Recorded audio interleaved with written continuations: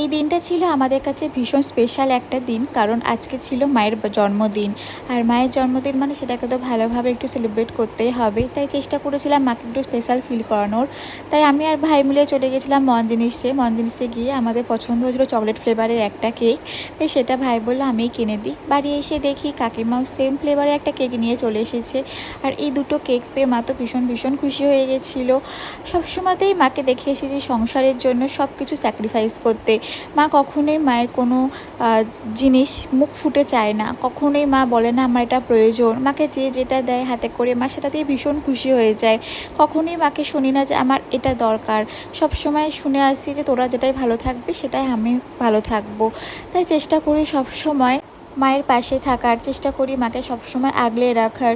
কোনো সময় যদি কেউ বাজে কথা বলে মায়ের ব্যাপারে, সবসময় প্রতিবাদটা আমি আগেই করি, কারণ মায়ের ব্যাপারে কোনো খারাপ কথা শুনতে আমি পারবো না।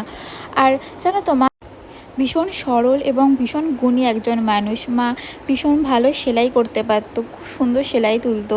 আমি একবার মাকে শুধু তত্ত্ব সাজানোটা দেখিয়ে দিয়েছিলাম আমার সাথে যাওয়ার জন্য।